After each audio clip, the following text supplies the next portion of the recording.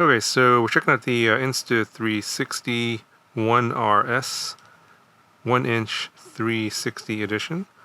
So yeah, it's a mouthful. Pretty long name for this product. Obviously another mod here for the 1RS family.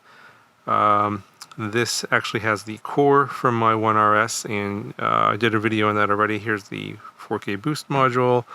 This is the 360 module, and then the original 1-inch mod.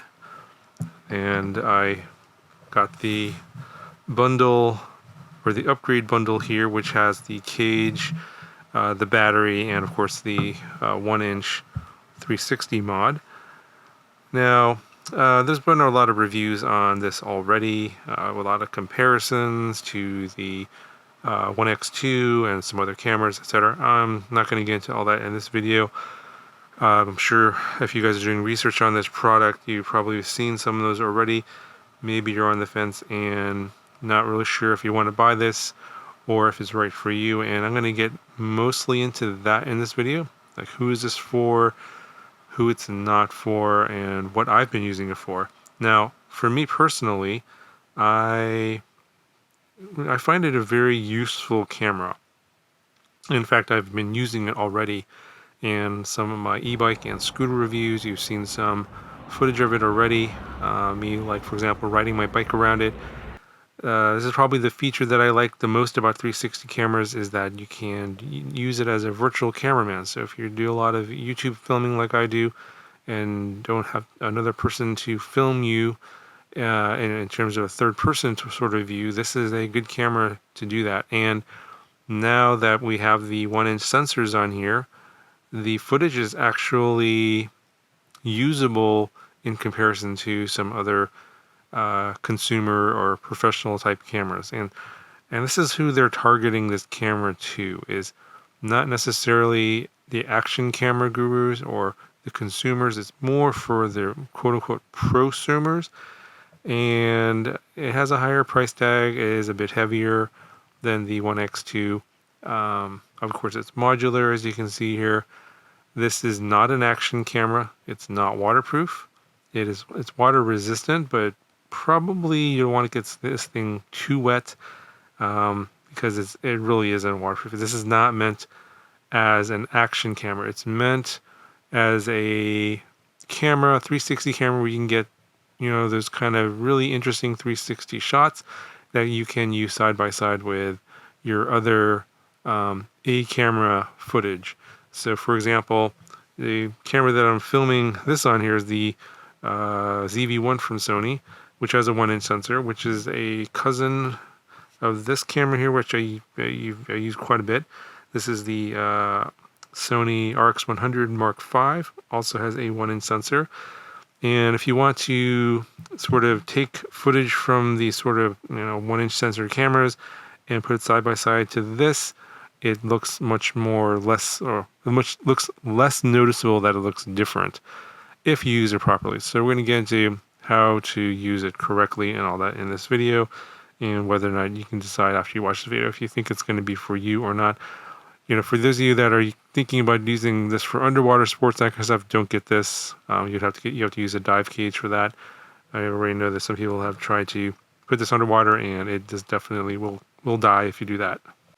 Now, I already have a video on the 1RS and the modularity and all that, so I'll link that video in the video description. But essentially, it comes in these little parts here, and you have to put it together with the cage and the battery to basically come up with this setup here. It does have a thread, a 1/4-20 thread mount on the bottom here for your selfie sticks, and the audio on here, I'm obviously just using the audio from the 1RS core, and I've done an audio test in that video as well, but I'll show you a little clip here of what it sounds like inside my car.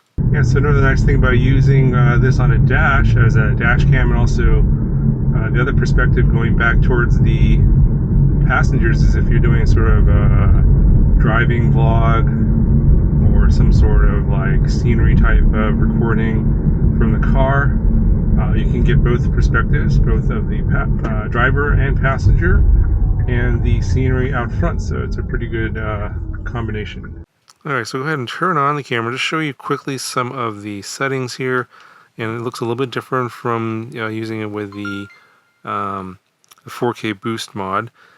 And put the cover on here so that we can see the screen and not the desk, because it's kind of show through. And we see it's using 6K resolution, not 5.7K. That in combination with the 1-inch sensors gives you a much better image. We'll get into that here in a second, but I just want to quickly show you the interface. Pretty much looks the same. It works the same, but there's one big difference. You have the normal video mode here, but you don't have the active HDR video mode. So there's time lapse, time shift, loop recording, burst, star lapse, interval, HDR photo, and photos. So if you're looking for the active HDR video mode that you have on the 4K boost mod, it is not on this one. It is a little bit of a disadvantage if you want to use video, for example, the clip I just showed you in the car, where you want to use that on a car dash where the outside is very bright and the inside of the car is kind of dim. It is going to expose properly for the outside and not necessarily for the inside, so it looks kind of on the dark side. But I think, out of all of the things about this camera that are, positives, that's probably the one takeaway that's a negative. I still think it's not a deal breaker. It's just one possible situation you couldn't use the camera in, but it's not a deal breaker in my opinion. Now, the reason the image quality on this camera is so much better than the One X2 is you have these huge lenses here, obviously to capture a 360-degree field of view on the front and on the back. And these are made by Leica. And the two 1-inch sensors.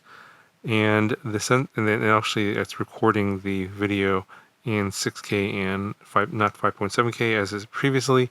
So really the biggest thing is the 1-inch sensors. It's able to capture more information, more detail. So the video just overall looks sharper, less noise in the video overall in all lighting conditions.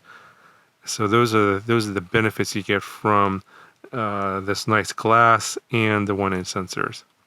Now, something to keep in mind is that because it is a 360 camera, and if you guys don't know what a 360 camera is necessarily, it's basically two cameras. You have a front-facing lens and a rear-facing lens, and each lens gives you a 180-degree field of view, and in software it stitches it together, so you get basically the entire view of the camera all around. And if you put a selfie stick on here, the camera and the selfie stick disappear, and so you can get basically any perspective you want from. It's basically going to record everything from every angle, up, down, left, right, sideways, front and back, all at the same time.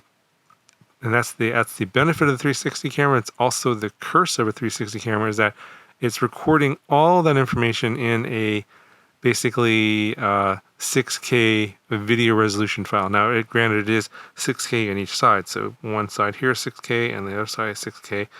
And it stitches it together to create that in video file. Understanding the limitation that is a 180-degree field of view that you're capturing on the one side and you're squeezing it into a 6K resolution video file, you have to be aware of how you're cropping in on that video file. Because if you zoom in too much, if you take that 180-degree field of view and you shrink it down to something too small, so for example, on the Sony RX100 Mark V here, it can zoom in up to 70 millimeters, which gives you an effective field of view of around 30 to 33 degrees, roughly. So if you take that 180-degree field of view and you shrink it down to 33 degrees field of view, you're not actually using optics to zoom in. You're actually doing a digital zoom on a 6K portion of your video. And so you don't want to be zooming in a lot on this camera. So when you're doing your editing, whether you're using the deep track feature or you're actually manually putting in your markers for the different field of views and also the angles, you want to make sure that you don't go any smaller than about 70 to 75 degrees field of view in your editor. And in terms of the distortion correction, I try and keep it somewhere between 0.3 to 0.5. So you do want a little bit of fisheye distortion, but not a lot. And so that you want to sort of control how much you're punching in on your video file, because if you're punching in too much, basically the image starts to degrade because you lose information as you zoom in because you're doing a digital zoom. So to get the most optimal image here, I usually stick around 70, 75 degrees field of view, and around 0.3 to 0.5 in terms of distortion control, and that gives me a very solid image. But you have to keep in mind it is a very wide field of view. In fact, you probably want to even go a little bit wider, 80, 85 degrees, and you're going to be using more of that image that's been captured in that 6K file. And I tend to export it out as 1440p video, which will basically retain all of that detail that you're getting from the 1-inch sensors. Now, the other advantage of the glass and the 1-inch sensors is you have more flexibility in low light, less noise, especially in low light conditions. So here's some examples of me in an arcade, and it's kind of, you do still need some ambient light. I mean, if you think you can reuse this in completely pitch dark conditions, you'll find that it's still going to be too noisy because you have to raise your ISO level to really high.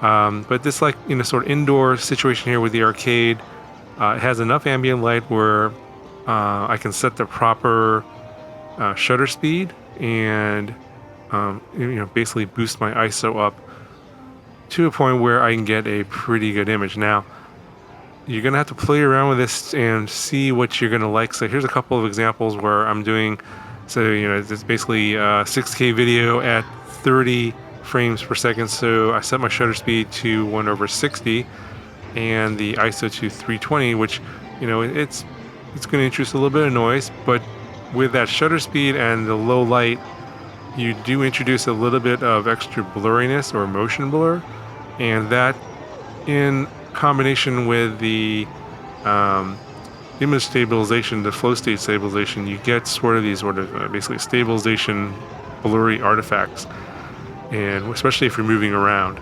So to combat that, I would raise the shutter speed. So you can go from 1/60 to 1/120, but then you have to compensate that by increasing your ISO. So here's an example of 1/120 at 500 ISO. And so you get a little bit more noise, but then a lot less blurriness. So it's a trade-off, right?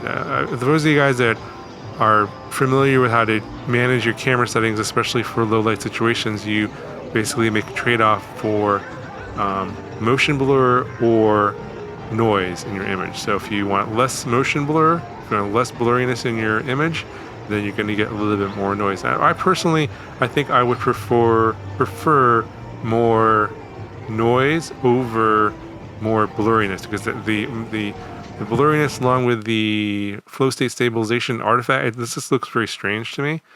Of course, that's a personal preference. Maybe you want less noise and go the other way. So you kind of have to pick and choose what you want to do, but you can kind of play with that. And what I did here is I actually set my settings to auto to kind of see about what the range of what the camera was guessing at in a particular situation.